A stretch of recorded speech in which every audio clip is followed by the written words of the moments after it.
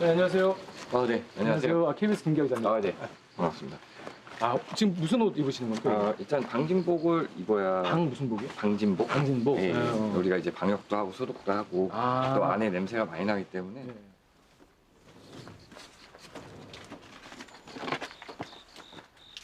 누군가의 집으로 들어갈 채비를 합니다. 이제 들어가셔야 되는데 이게 처음 맡아보시는 냄새일 수 있어요. 현장이? 네네. 그래서 좀 역하거나 좀 그럴 수 있으니까 저희가 마스크를 드리도록 하겠습니다. 예. 이런 걸 써야 될 정도로 냄새가 심한가요? 이제 저희는 예. 이게 많이 적응이 됐지만 네. 처음 맡으시는 분들은 좀 놀라요. 트라우마처럼 남을 수 있어요. 그 정도요? 예.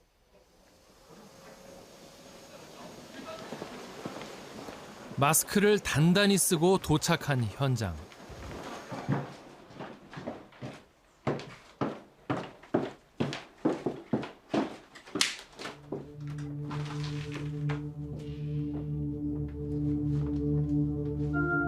안방에 누군가 숨진 흔적이 있습니다.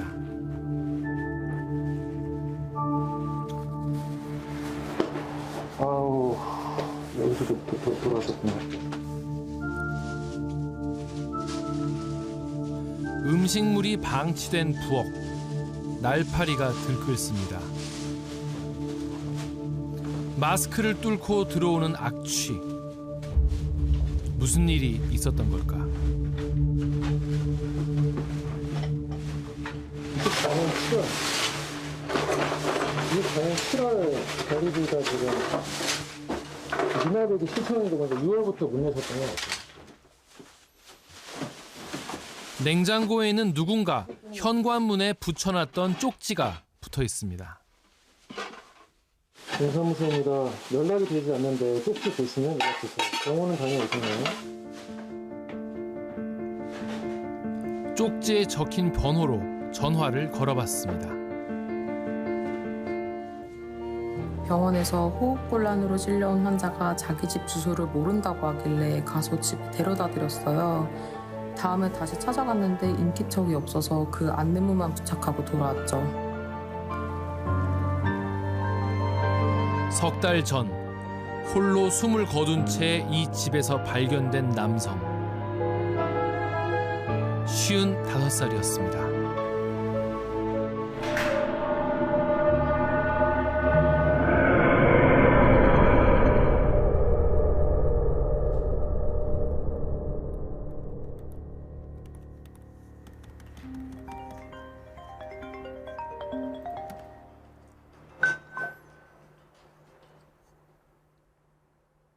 네, 여보세요? 네, 어디시죠? 예, 말씀하세요. 네, 맞습니다. 그러니까 가족분이 돌아가신 거죠? 그러면은 지역이 어디실까요? 네. 그러면은 저희가 그 현장에 방문해서 내용을 살펴보고 비용도 안내드리고 작업을 안내드릴 수 있을 것 같거든요. 김현섭 씨는 청소업체를 운영합니다. 하지만 일반적인 청소와는 조금 다른 일을 하는데요.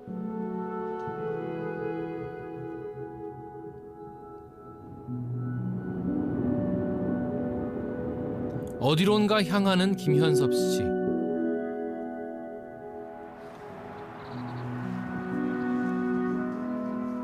안녕하세요. 안녕하세요. 청소를 의뢰한 유족입니다. 고인이 된 이는 부인의 오빠입니다. 연락은 어떻게 받으셨어요? 경찰한테 받았죠. 여동생분한테 연락이 되는가요?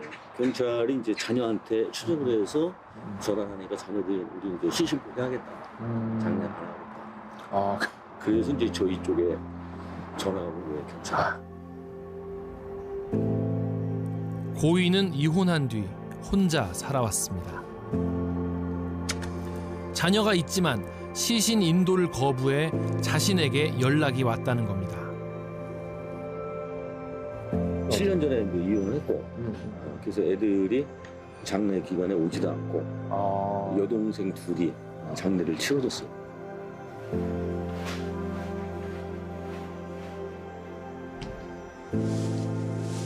고인이 발견된 집.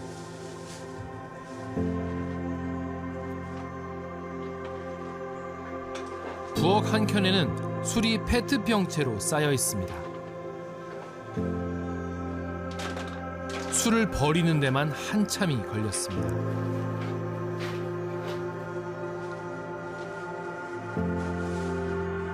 안방 서랍에 잔뜩 들어있는 서류 뭉치. 고인의 삶은 어떤 모습이었을까? 체불임금 사업주 확인서. 이게 근로자 입장에서 체불임금을 이제 요청하신 것 같습니다. 고인이 받지 못한 임금 157만 원. 거실에는 아직 쓰지 않은 이력서도 있습니다. 일을 계속 하시려고 하셨던 거예요? 예. 1966년생, 올해로 58. 아직은 한창 일할 수 있는 나이였습니다. 이 구독사라고 하면 보통 아까도 말씀하셨다시피 약간 노인분들 위주로 불러갈 거라고 생각하시는데 실제로 현장은 어떻습니까? 실제 현장은 노인분 위주의 그런 현장보다는 뭐 정말 연령에 관계없이 발생하는 것 같긴 한데 그래도 가장 많은 비중을 차지하는 거는 5, 60대 남성, 독신 남성의 비율이 가장 높은 것 같습니다. 가족 등 주변 사람들과 단절된 채 사회적으로 고립된 사람이 숨진 뒤 일정한 시간이 흐른 뒤 발견되는 죽음을 우리 사회는 고독사라고 부르고 있습니다. 지난해에만 3,661명이 고독사했습니다. 꾸준히 증가 추세입니다. 남성이 여성보다 5배 이상 많았고 5, 60대가 절반 이상을 차지했습니다. 고독사의 모습은 다양합니다. 각 연령층에 고독사에 영향을 주는 요인이 굉장히 상이합니다. 이를테면 청년층 같은 경우에는 뭐 정신건강이나 그런 우울감 혹은 경제적 빈곤 등의 이유로 고립 상태에 빠지는 경우가 많은데 중장년 남성층 같은 경우에는 보통은 이제 건강 문제를 많이 앓고 계시고요. 그 건강 문제가 경제적 궁핍으로 연결이 되고 그 경제적 문제가 다시 고독사로 이어지는 그런 악순환의 고리가 좀 발견되는 경우가 많습니다. 노년층은 어떨까?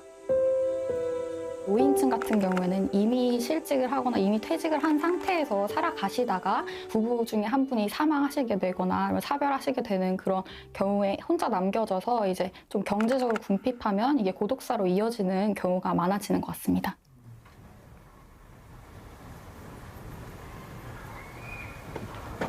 또 다른 고독사 현장. 화장실 내가 할까? 그거 호수 들어가면 엉킬 거야. 그냥 거기 샤워기로 하는 게 빨라. 근데 호수는 있어야 되니까 갖고 가.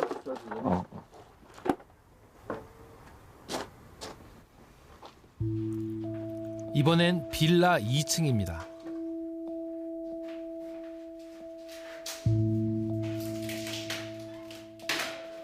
닫힌 문을 열고 집 상태를 먼저 살핍니다.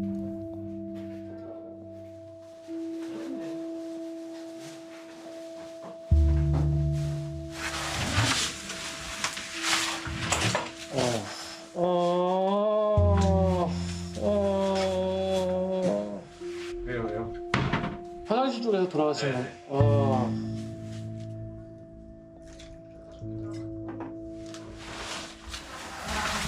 일단 얘를 펴하겠습니다. 반갑습니다. 방법입니다. 고인의 마지막 이사 제가 예를 다해서 진행하도록 하겠습니다. 추모의 시간을 가진 뒤 본격적으로 청소를 시작합니다.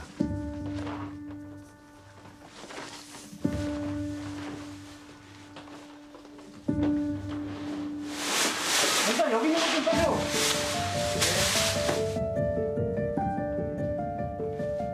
현관에는 체납 관리비 독촉장이 쌓여 있고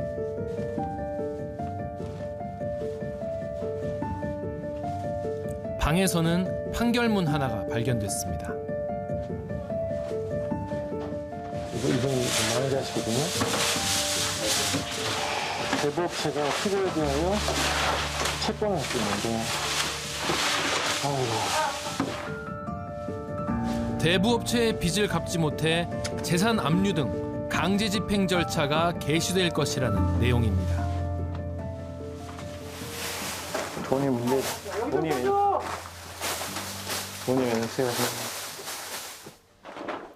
50대 후반이었던 고인. 방과 화장실에서는 약봉지가 수도 없이 나옵니다.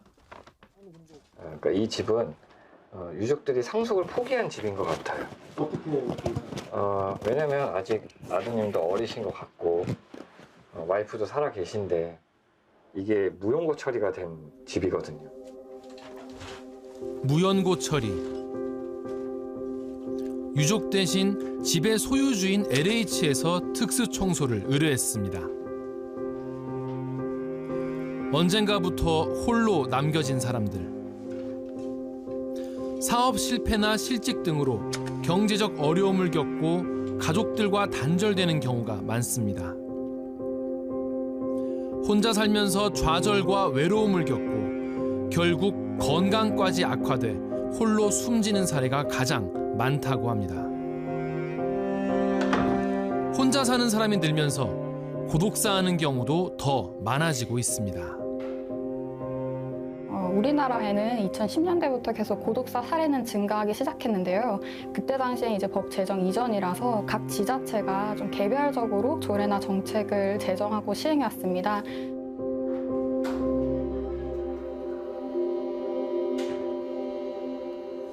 (2020년에는) 국회에서 고독사 예방법이 제정됐습니다.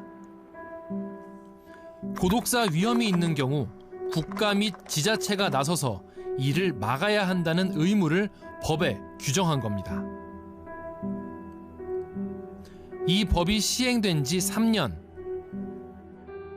이 법이 생김으로 인해서 이제 전국적으로 229개의 시군구에 모두 다 이 사업을 이제 시행을 하고 있습니다. 그렇기 때문에 이제 전국적으로 이 고독사에 대한 것들을 사회적으로 그다음에 이제 지방에 있는 그런 어떤 지자체나 이런 데서도 관심을 갖고 이제 사업을 시행을 한다라는데 또 의미가 있다라고 보고 있습니다. 독거노인들에게 김치를 나눠주거나 고독사 위험군에 속한 노인들에게 주기적으로 사회복지사가 방문하기도 합니다.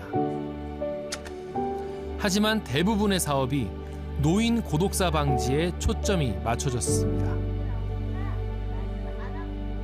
올해 7월에 저희가 확인한 바에 의하면 전국에 한 270여 개의 고독사 조례가 확인되었고 그중엔 56개 정도가 노인 고독사를 대상으로 하고 있었습니다. 근데 그와 달리 청년 고독사나 중장년 고독사를 좀 대상으로 특정하는 조례는 확인할 수 없었어서 어떤 지원을 내가 받을 수 있을지 어떤 지원의 혜택이 어떻게 되는지를 몰라서 그런 신청을 못하는 경우도 많다고 저는 생각이 들어서 이런 부분은 아마 국가적 차원에서 좀 캠페인을 진행한다든지 해서 인식 개선이 좀 이루어져야 되는 부분이라고 생각합니다. 냉장고를 가득 채우고 있는 음식들. 살려는 의지가 굉장히 있으셨던 분이에요. 왜냐면 사실 살려고 생각을 안 하시는 분들은 냉장고가 이렇게 꽉 차 있지 않아요. 그럼 다 쟁여 놓으신 거고 먹고 살라고 그래도 여기다 쟁여 놓으신 거니까. 마지막까지 술에 의존했던 것으로 보이는 55살 고인의 집. 약이 있네요, 약이. 이 남성 역시 처방받은 약이 많았습니다. 무슨 말이죠? 진통제, 위염치료, 당뇨성 신경염, 위가 안 좋으셨나 보다. 위 관련 약이 계속 나오네. 위염, 당뇨성 같은 약. 근데 이걸 왜 안 드셨지? 네, 여기서 아마 이렇게 쓰러지시면서 돌아가셨던 것 같아요. 현장에 있으니까 딱 쓰러져 돌아가신 걸로 좀 추정이 되거든요. 근데 쓰러졌을 때 보통 사람들은 누가 이제 도와줄 수가 있잖아요. 같이 누가 산다거나 온 사람이 있으면은 골든타임을 지킬 수가 있는데 이분은 골든타임을 지킬 수 없었던 것 같아요. 고인은 왜 홀로 숨진 채 발견될 수밖에 없었던 걸까?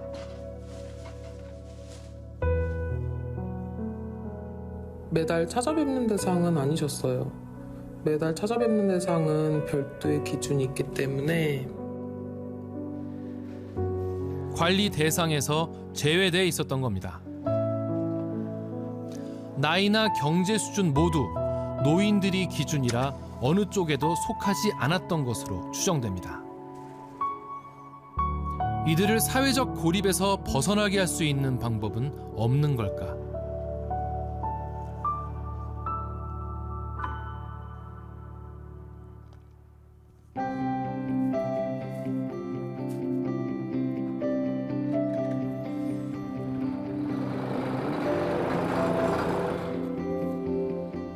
아침 7시 골목 곳곳을 누비는 오토바이. 반지하부터 옥탑방까지 신선한 우유가 배달됩니다. 일반적인 우유와는 다른 우유 포장. 어르신의 안부를 묻는 우유 배달이라고 적혀 있습니다.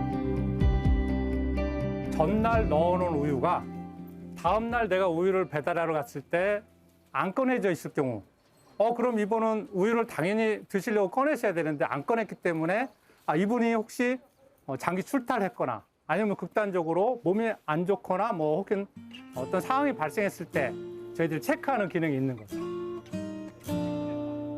독거노인의 고독사를 예방하기 위해 무료로 배달하는 우유라는 겁니다. 처음에는 그저 지역 노인들을 돕기 위해 시작한 봉사활동이었습니다. 지금은 매일 전국 5,700여 명의 독거노인에게 이 우유가 배달됩니다. 우유 한 팩이지만 받는 이에게는 자신이 혼자가 아니라는 위안을 주고 있습니다. 누군가가 나를 찾아보고 있다 하는 것에 대한 마음의 안도감. 내가 죽어도 내 시신이 훼손되지 않을 수 있다. 여기에 대한 감사. 지난 20년 동안 이 우유는 독거노인에게 배달돼 왔습니다. 앞으로는 혼자 사는 5, 60대 중장년층에게도 우유를 배달할 계획입니다. 혼자 사시는 분들이 720만 가구가 돼요. 약 한 35%에서 40%까지 육박하잖아요. 그러니까 지금은 나이와 관계없이 홀로 사시는 분들, 예컨대 뭐 이제 사시다가 이제 가정이 깨졌다든지 또 병에 걸렸다든지 이런 분들이 주로 혼자 살잖아요.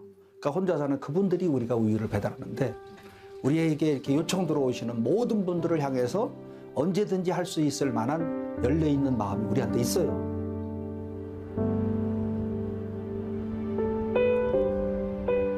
(1인) 가구 수가 800만에 육박하는 시대. 세 집 중 한 집이 1인 가구인 셈입니다.